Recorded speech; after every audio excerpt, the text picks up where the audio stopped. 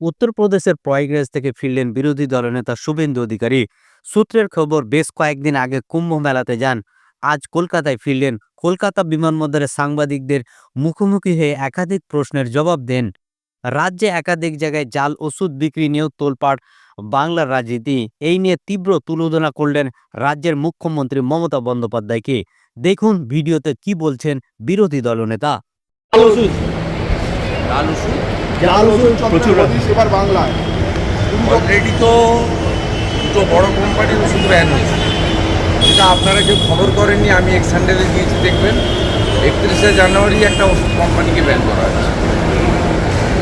এবং যেখানে কোভিডের জাল ভ্যাকসিন এমপির গায়ে দেওয়া হয়েছিল, ওটা রাজ্যে জাল নেই এমন কোনো জায়গা নেই। সমাধান তো নেই, আর এগুলো সবগুলোর সঙ্গে রাজ্যের পুলিশ এবং রাজ্যের সরকার এবং শাসক দল যুক্ত। আর মুখ্যমন্ত্রী সমালোচনা সহ্য করতে পারেন না, সেই জন্য বিধানসভায় স্বাস্থ্য দপ্তরের প্রশ্ন উত্তর হয় না, আর বিরোধীদের বলার সুযোগ নেই। আর বাইরে বললেও তিনি গুরুত্ব দেন না, তার কারণ তিনি ছাপ্পা মেরে দিচ্ছেন, মুসলমানদের সব ভোট নিয়ে দিচ্ছেন, রিগিং করে দিচ্ছেন, ভোটে প্রভাব পড়ছে না, তাই বেপরোয়া। আচ্ছা, প্রধানমন্ত্রী দিল্লিতে বলেছেন নেক্সট টার্গেট বাংলা। প্রধানমন্ত্রী দিল্লিতে বলেছেন নেক্সট টার্গেট বাংলা। স্বাভাবিকভাবে ডক্টর শ্যামাপ্রসাদ মুখার্জির মাটিতে, শ্যামাপ্রসাদ মুখার্জির চিন্তাধারায় তৈরি হওয়া রাজনৈতিক দল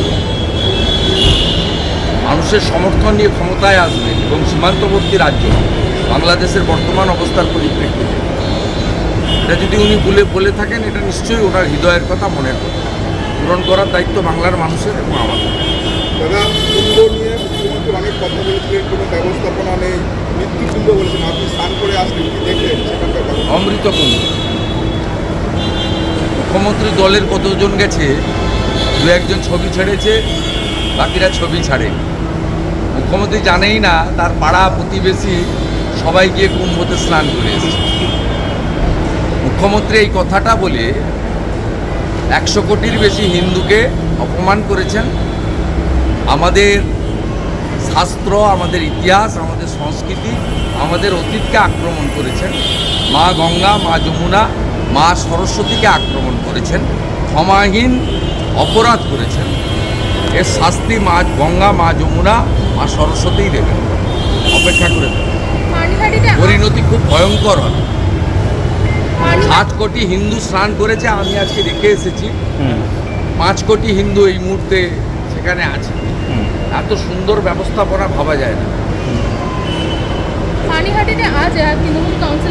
জেলে গেছি, ও সব আরও 4 জন আরও যাবে, সবে তো শুরু হয়েছে। অনেকে 2 বছর থেকে বেরিয়েছেন, সম্পত্তি বাজেয়াপ্ত হয়েছে। এদের পরিণতি খুব খারাপ হবে, ভয়ঙ্কর পরিণতি।